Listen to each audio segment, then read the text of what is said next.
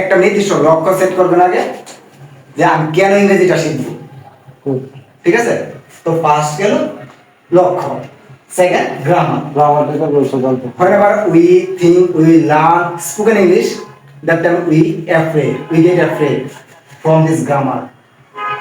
If we want to learn spoken English, maybe we will learn so many grammatical rules, but it's not right.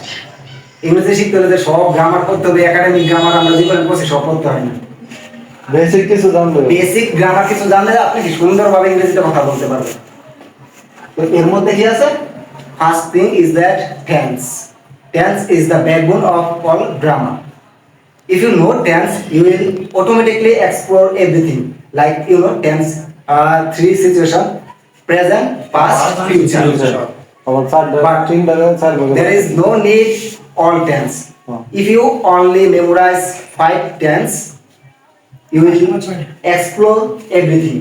Like present indefinite tense, present continuous tense, present perfect tense, past indefinite tense, future indefinite tense. আপনি যদি পাঁচটা tense ভালো করে জানেন, একদম basic থেকে কিভাবে sentence make করতে হয়, আপনি যে কোনো সিচুয়েশনে কথা বলতে পারেন। যেমন আজকে বর্তমানে আমি এখন ক্লাস করতেছি, এখন সিচুয়েশনে প্রেজেন্ট কন্টিনিউয়াস। কারণ আপনি যদি নাই জানেন প্রেজেন্ট কন্টিনিউয়াস মানে কি, কোন কিছু চলমান বোঝার যে প্রেজেন্ট কন্টিনিউয়াস হয়, যে না জানেন আপনি যেমন আমি এখন বাজারে যাচ্ছি, তার মানে এটা কন্টিনিউয়াস চলতেছে। কারণ আপনি যদি না জানেন এটা সেন্টেন্স কিভাবে তৈরি করতে হয়, I am going to market, I am going to market. মার্কেটে যাইতাছি, হ্যাঁ, যদি নাই বুঝতে আমার কোন সিচুয়েশনে এটা বলতে হবে তাহলে কেমনে। তারপর পারফেক্ট কি আমরা যেটা কিছুক্ষণ আগে শেষ করেছি, কিন্তু তার ফলাফল এখন শেষ হয় নাই। যেমন আমি যদি বলি আমি বাজারে গিয়েছি, মানে একটু আগে গেছি, I have gone to market. তো আমরা এখান থেকে প্রেজেন্ট থেকে শুধু তিনটা শিখবো: present indefinite, present continuous, present perfect. Past থেকে শিখবো শুধু পাস্ট ইনডিফিনিট শিখতে হবে।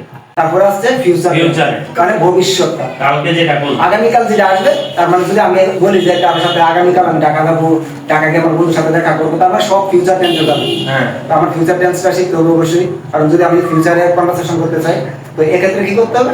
ফিউচার আমরা চিনবো কেমন? বাংলা বাক্যের শেষে গ বে ব্যান, গ বে ব্যান, গ বে ব্যান। কোন বাংলা বাক্যের শেষে যখনই গ বে ব্যান পাবেন, তার মানে ফিউচার ইনডিফিনিট টেন্স আছে। কেমন? আমি ফুটবল খেলবো, আমি বর্তমানে খেলতেছি না, আমি ফুটবল খেলবো, তারপরে কোন সময় খেলবো? আই উইল প্লে ফুটবল, সামনে ভবিষ্যতে খেলবো। তো দেখেন কি আসছে বাংলা ভাষায়, আমি ফুটবল খেলবো, আসছে না, তার মানে ফিউচার। আমি ইজিলি কিন্তু চিন্তা লাইছি যে ফিউচার আছে। তো আই উইল প্লে ফুটবল, আমি আমার বন্ধুর সাথে দেখা করব, দেখা করব, আসছে কিন্তু তার মানে future. I will meet my friends, I will meet with my friends. ঠিক আছে, তো আমরা গ্রামার থেকে কি করব? টেন্স পড়ব। তারপর আছে মডালস। পাঁচটা টেন্স যেটা বলছি, পাঁচটা টেন্স শুরু করবে। পরে আছে মডালস। আমরা জানি তো মডালস কোনগুলো: can, could, shall, should, will, may, might, must, ought to, is to, need to. Modal verb, modals ভার্বগুলো যখন জানবেন, আপনি ইজিলি সবকিছু ডিসক্রাইব করতে পারবেন। কেন তো পারি, পারো। যেমন আমি খেলতে পারি, আই ক্যান প্লে। আর আমি খেলতে পারি, আই ক্যান প্লে ফুটবল। আমি খেলতে পারি, আই ক্যান ইট। আমি লিখতে পারি, আই ক্যান রাইট। আপনি যদি বেসিকটা না জানেন, মডালস জানেন, তো আপনি এটা ডিসক্রাইব করতে পারবেন। আচ্ছা, তো আমরা কি মডাল শিখবো। তারপর আছে আপনার সেন্টেন্স। আমি বেসিক বয়সটা বেশি কাজে লাগে আর কি। তো মোটামুটি গ্রামার থেকে শুধু এইগুলো শিখলে আপাতত চলবে। আরো একাডেমিক অনেক গ্রামার আছে, কিন্তু একাডেমিক এত গ্রামার লাগে না। টেন্স, মডালস, সেন্টেন্স, ভয়েস, চারটা জিনিস শুধু শিখবেন এখানে। সো নেক্সট ওয়ান, আর থিংস এন্ড রাইট। মানে কি? মানে আমরা প্রথম অবস্থায় কি করি? আমরা প্রথম যে কোনো কিছু যখন আমরা একটা কাজ করতে যাই, যখন আমাদের কাছে কঠিন লাগে, আমরা কিন্তু এই কাজটা করি না। Am I right?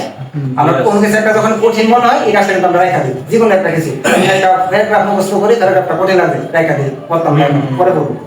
তো আমাদেরকে প্রথম, যেহেতু আমরা বিজ্ঞানার, আমাদেরকে অবশ্যই সিম্পল জিনিস শিখতে হবে, যাতে আমাদের কি কনফিডেন্স বৃদ্ধি পায়। ঠিক আছে, কনফিডেন্স যাতে বৃদ্ধি পায়, আমাদের ছোট ছোট বাক্য, ছোট ছোট সেন্টেন্স মেক করতে হবে প্রথম অবস্থায়। কঠিন অবস্থায়, কঠিন পরিস্থিতিতে আমরা কি যাওয়া উচিত না। কঠিন অবস্থায় গেলে আমরা কি আমাদের কনফিডেন্স হারিয়ে ফেলি। আমরা মনে করবো যে না, এটা অনেক কঠিন, মনে এই ভাষাটা কঠিন, আমরা শেখা উচিত না বা শিখতে পারবো না, আমার দ্বারা সম্ভব না। এই জন্য কি সিম্পল জিনিস শিখবো প্রথম অবস্থায়। Then regular practice, it's really most important. Practice makes a man perfect. Without practice, it's never ever possible to learn spoken English, to speak English very fluently. So, practice is the most important. In English language, there are four skills like reading, writing, speaking, and listening. So among them, two are most important, like speaking and listening. আপনি যদি regular practice না করেন, আপনি যে কোনো কিছু একটা কাজ করলেন, আজকে করলেন আবার 4 দিন পরে করলেন, এখানে কিন্তু অনেকটা গ্যাপ পড়ে গেছে বা প্র্যাকটিসের অভাব হয়ে গেছে। এই জন্য কি নিয়মিত প্র্যাকটিস করতে হবে। আপনি যতটুকু সময় পান, 10 মিনিট পাইলেন, 20 মিনিট পাইলেন, আধ ঘন্টা পাইলেন, যতটুকু সময় পান প্র্যাকটিস করতে হবে। That's very important. So listening কেমন শিখতে আমরা ছোট সময় কোনো গ্রামার মুখস্থ করছি না। কোনো গ্রামার মুখস্থ করি না, কিন্তু আমরা কি করছি লিসেনিং করছি শুধু যেখান থেকে শুনছি সেটাই বাবা কি বলছে, মা মাথায় বলছে, we observe this and after that we will able to say something like বাবা মা দাদা something like that. আমরা কি প্রথম অবস্থায় কিন্তু বাচ্চারা এটাই ডাকে বাবা মা দাদা এরকম ডাকে, হ্যাঁ। আস্তে আস্তে কিন্তু তারা কি কথা যেগুলো শুনে এগুলো বলতে চেষ্টা করে। যেমন একটা ছেলে এই কথাটা বললো, এই ছোট বাচ্চারা একটু করে কি এটা আবার রিপিট করতেছে, তার মানে কি লিসেনিং করছে। তো প্র্যাকটিস তারপর কি লিসেনিং খুব ইম্পর্টেন্ট।